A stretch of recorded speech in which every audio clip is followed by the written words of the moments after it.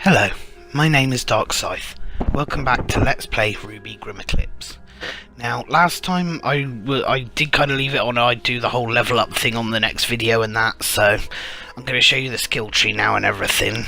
So without further ado, let's just launch into it.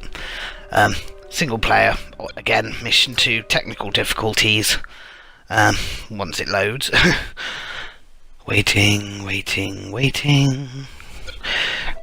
Keeping it on hard difficulty because that's how I started it, and keeping it with REN because that's how I started it. And so let's just go straight into it. So yeah, your skill tree is up arrow obviously, and you got your ultimate over here.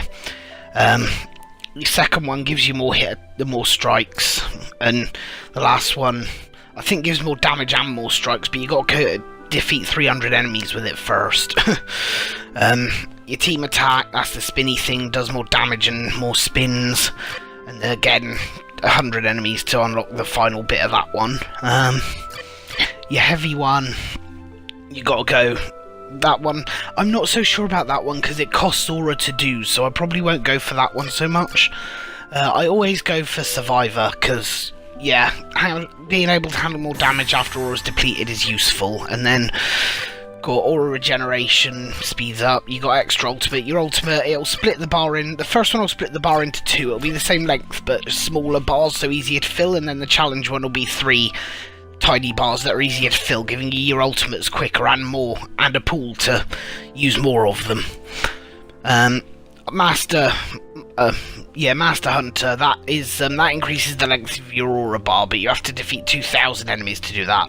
Easier to do on hard mode because there's twice as much Grimm, but I think I'll be alright for the aura to begin with here. So what I'm going to go for is the ultimate, get more strikes in there for the larger groups.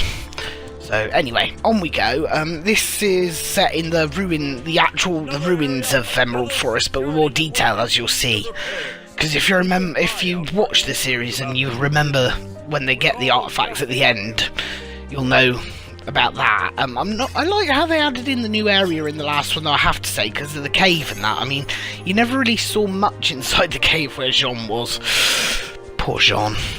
But no. So yeah, the first two are set in the Emerald Forest.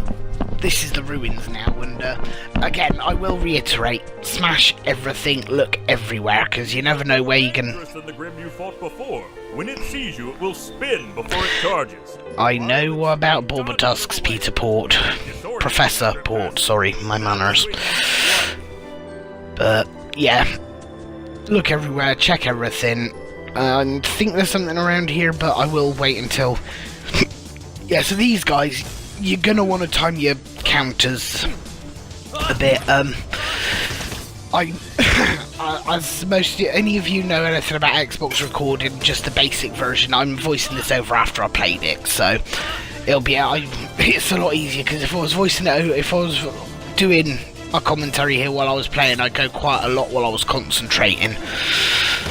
And I mean, as well, it helps I get to practice what I'm going to say before I say it, so that also helps. I know what I'm going to do, but you're going to want to run away from these guys a lot and go for the counter, because you don't do as much damage to them when they're not stunned. So, and plus, when you stun them and then do a heavy attack, ooh, ow, that was me losing my concentration there and not thinking. But yeah, if you do, you'll notice if you do a heavy attack on them after they're stunned, quite often you'll be able to do the team attack, the cyclone thing. So,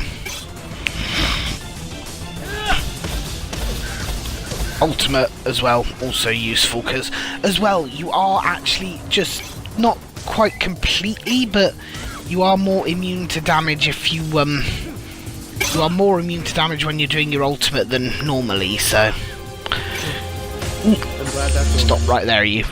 So yeah, using your ultimate on groups of these things is always going to help, but between them spinning and REN spinning, I'm surprised everybody ain't falling over dizzy. So anyway, look around, nothing there. I thought there was something in here, and there'll be those of you that are going to say, like, why is he going in there? There's nothing in there. So, but honestly, I honestly hadn't played this in a while when I started recording the Let's Play, so it's kind of getting back used to it, remembering the areas a bit more. But as I go along, I'm also starting to remember more things about future missions, which will be useful when I record them. But yeah, I know you'll notice that there's not always experience orbs when you smash groups of crates, or you might think they're in specific crates, or vases or whatever. It's not. There is no specific things that will always give you orbs, those 25 XP orbs. It's random, it's RNG, it's random number generation. There's no guarantee there'll be an orb. Sometimes, I will admit, the first time I went through this, I got to the end of Mountain Glen Underground, and there was literally, I nearly got to the end of that, and there was nothing, no experience orbs in anything, and then I kind of got killed, and then I went back through it from the checkpoint, and there were like 4 or 5 experience orbs. So it's literally, it is random number generation. So, but yeah, this is the first one that actually kind of gives you a wave thing earlier on in the game as well. So every wave, I don't know if I'd never checked the camera angle to see if it was there or not, because I was too busy focusing on fighting the group of tiny little bouncy things. But no, every wave that you beat on this, the bridge extends a bit. I know that from the first time I tried, because I did it on easy, and I always went to have a look just to see if that was how it was. So you will kind of notice that if you have a look for yourself if you're playing or whatnot. So, but yeah, one thing I will say is don't use your ultimate if it's really not necessary. But if you start to get really surrounded and you're not sure how things are going to be, Another milestone. level up there. But yeah, if you're not sure how things are going to be when you like go through, when you start getting surrounded, then don't be afraid to just go for it. You will kind of notice here that I'm doing a lot better than I did in the first lot, the wave in the last video, because yeah, kind of spent more time concentrating and less time yapping while I was playing, practicing my speech. I kind of practiced it in my head instead. So of course I will be getting a Connect, and when I get a PS4 I'll be getting the webcam version 2 or whatever it is, and the Connect V2. And obviously when I do PC gaming and that, it's all going to be voiced as I'm playing. So, and depending on what game I'm playing and how much I start concentrating, I may do a kind of editor's commentary thing, because there are some games where you really do just have to stop talking and concentrate. One of them, of course, being not sure how many of you will have heard of this, but I'm betting quite a lot of you, because it still is kind of very popular. There are fan-made games coming out based on it all the time, but Five Nights at Freddy's. And I'm kind of going off topic here, but you can kind of see what's going on here. There's not really much I can say other than, like, I'm hitting these things, they're dying, it's going good, I'm not dying, I'm getting more smart. But no, Five Nights at Freddy's, if none of you have seen gameplay of Five Nights at Freddy's, I recommend that you look it up. And if you want to see some real, if you want to have a laugh can't talk now. If you want to have a laugh at the gameplay, but also see how it kind of works, and have a look, if you've heard of it and you want to have a look before you buy it yourself or anything, then yeah, have a look at it and look up Markiplier. I know it's kind of, I know you should probably, yeah, you're supposed to ask people's permission and that before you mention them in other videos, but Markiplier is kind of the inspiration that got me into actually YouTube gaming here, because he's, well,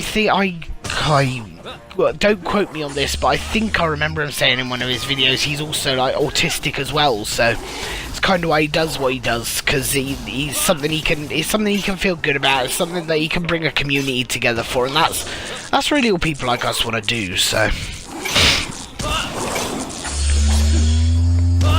but Jesus Christ, yeah, at this point, I'm sorry, in a minute there will be another skip, because the 10-minute game DVR recording time and then having to restart the recording, but yeah, in about 10 seconds now, yeah. But anyway, yeah, look up Markiplier if you want to see Five Nights at Freddy's gameplay. I will be doing a gameplay of all the original Five Nights at Freddy's games, though, once I get a PC. That is a guaranteed. Yeah, you'll see here. Sorry that skip there, but I did kind of try and run around and not get hit so you could come, so I didn't actually wipe half of pretty much everything out before you got here, so you can kind of see that I kind of kept everything going because it's still the same and that, because otherwise if I like everything was wiped out and it was like back on that, then for all you know I could have died and done it again. But like I say, you can see it's still the same when you come back through the skip here, so. And, yeah, that you'll see there, actually, while I think about it, that fast charging aura, the fast aura recharge, is going to be more useful later on, because you can see kind of how much damage I'm taking now. So, but yeah, counterattacks on these bigger guys as well is always good, because it often leads to a team attack, a cyclone attack, which does good damage. And there we go, final wave complete. No deaths on this one. There is another control center at the end of this one, but well, no spoilers. So, oh no, I kind of thought there was something. The reason I jumped up here is because I remembered there was a crate there, nothing, but there was an artifact up here as well. I should bring this back for further study. I can't help but laugh at some of the things the characters say when they do that. Find artifacts, like take it back for study, because you're really going to find out something interesting about an oversized chess piece. But no, jokes aside of that, I liked how they did kind of keep it to the series as much as possible for a lot of these things, because, I mean, those of you who have watched it, you'll know Ozpin used chess pieces as the artifacts, and things like that. I will say the only thing that I really wanted more of was some of the tougher Grimm, some of the bigger Grimm, and I was kind of hoping they'd bring in the King Tajitu. If I mispronounced that, I'm sorry. I never actually heard its name pronounced. I've only seen it. You know the one I mean, I'm sure. The giant snake Grimm. Because I kind of wanted one of them in here, but no. Maybe I'm hoping they'll bring that out at some point, or maybe some kind of an extra storyline with some kind of super boss fight where there's Tiffany or Kevin, whichever side you come down on. Personally, all I call it is a massive thumber-knucking Grim Dragon Wyvern thing with, well, he's been put on ice really now, but yeah, so anyway,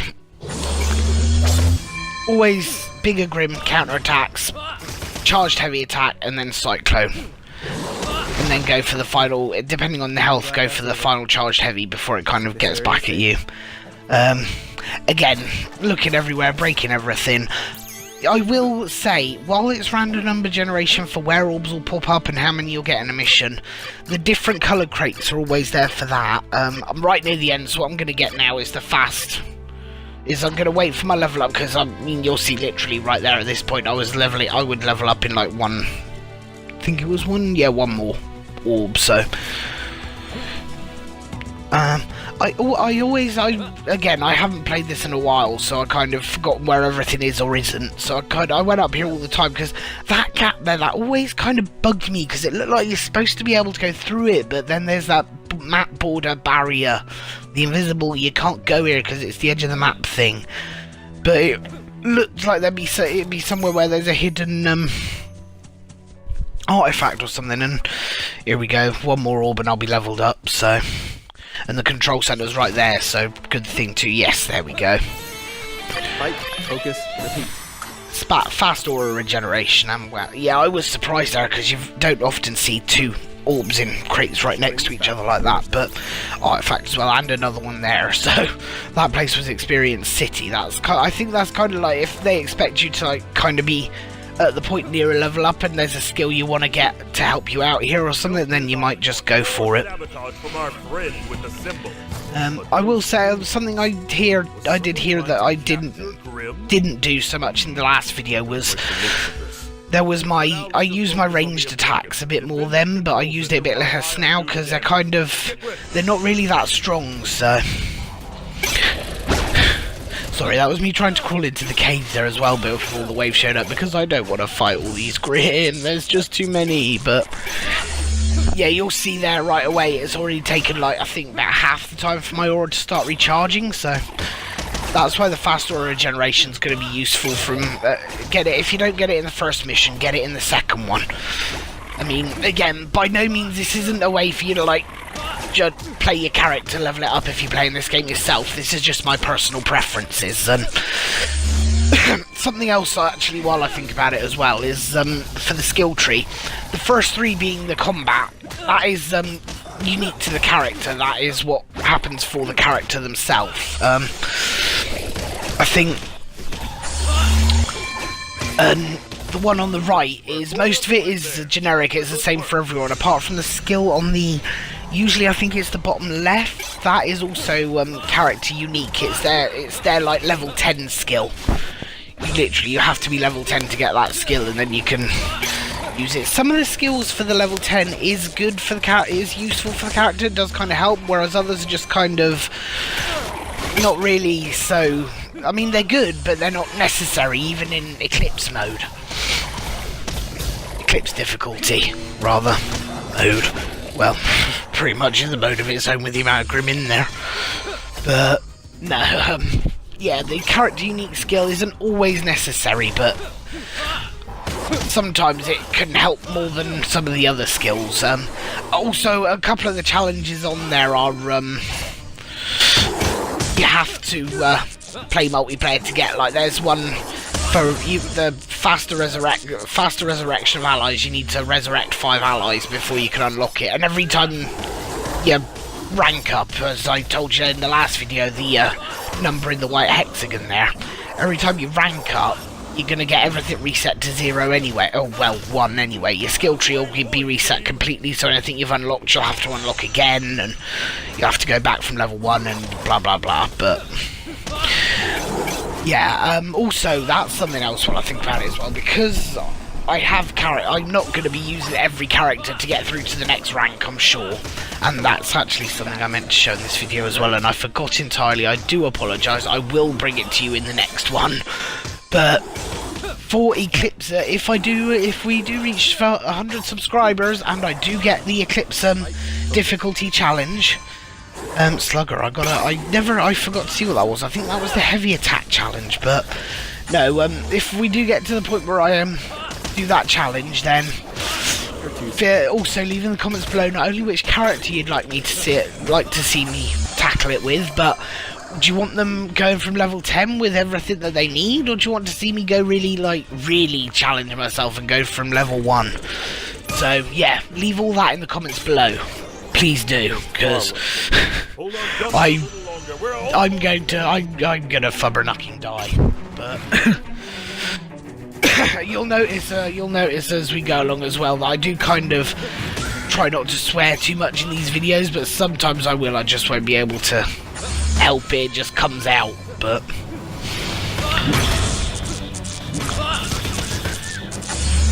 yeah, again, you'll see that damage there, and then aura replenishes just like that. So but yeah, I do try not to swear as much as I can in some of my at least in the videos that are like for games that sort of younger kids can play as well, because although I know all too well the abysmal state of the language children use these days, trust me. I mean, 5-year-olds should not know how to swear. They really shouldn't. At least not in my opinion, but hey, that's just me. But no, if it's a game that already has swearing in, then I'm not really gonna bother so much. Or if it has adult content in, I'm not gonna really make so much of an effort to hold back the swearing. I mean, I won't just swear in every sentence, but I won't make a concerted effort not to swear when I die or whatnot, or something really annoying happens. But in videos like this, I will try not to swear so much. So, but anyway, yeah, I mean, as well, going back to the actual game itself now, you'll see here that I'm already doing way better than I did last time, and this is supposed to be harder because there's more Grimm. But I'm on the last wave, I've got 9 enemies left here, and I've still got more than half health on the control centre there. I mean, of course, I know it's being attacked there, that's why I activated my ultimate then, but... Ow, ow, ow. That was a lot of attacks hitting me all at once. So, again, using more of my combos there as well as some bit more of my ranged at the right time, just because if you get it right, it does a bit more damage there, so... And, yeah, sorry about the skip, I had to kind of kill things and then run away to get this bit done through, but... No points there now, but what I'm going to get next, I think, is going to be my ultimate pool, increase the number of attacks I got.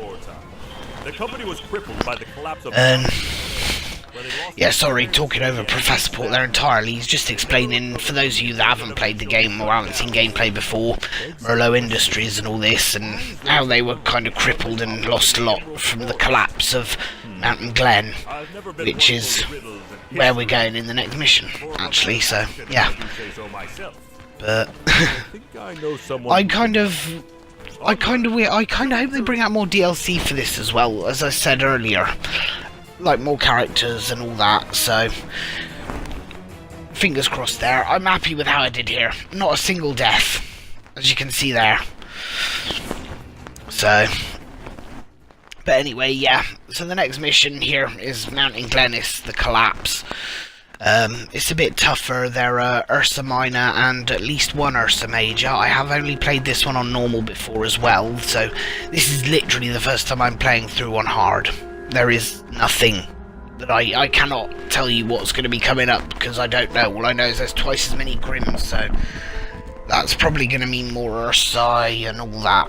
So who knows? But so I hope you liked the video. If you did, then obviously hit that like button. Subscribe, because I will be adding more to my Witcher 3 channel, and if there's any games you want to see me play, or anything you want to see me do in the games I'm already currently playing, then feel free to leave suggestions in the comments below, or email me. I will put my email address in the description, so if you want to email me suggestions and that. Please note all troll mail will be ignored. But yeah, so find me on Facebook, Dark Scythe Cosplay. Again, I'll leave a link in the description. Twitter, Dark Scythe Cosplay. I will leave a link in the description. And hopefully soon I will actually be able to bring you some cosplays as well as some gaming, because I do plan to be hitting up a few conventions this year. For any of my other UK watchers here, I will be going to Alcon in Leicester at the end of August, so you'll get to see me in my Volume 4 REN cosplay, as well as an original cosplay which I will not be spoiling anything about. But yeah, as I say, anything you want to see me do, put it in the comments below. When we get that 100 subscribers as well, if you really want to see me go through on Eclipse difficulty here, then like I say, grab your family, grab your friends, grab random strangers in the street and tell them to subscribe, and whatever character gets the most votes in the comments of all these videos will be the character that I play through this difficulty as. Also, if you want to see it done from level 10 with everything there ready to go from the beginning, then that is what I will do. If you want to see me do it from scratch level 1, make it a real challenge, then that is what I will do. Again, whatever gets the most votes. So, hope you did enjoy it, and I will be bringing you the Collapse next week, again, on hard. Stay tuned tomorrow for the next part of my Witcher 3 playthrough. Much less cutscenes, thankfully. Not. No, there's a lot of cutscenes to begin with, but we'll get past them eventually. Eventually it will come down to just action and actual gameplay, so... Yeah, thank you for watching. Thank you for choosing to watch my insane gameplay.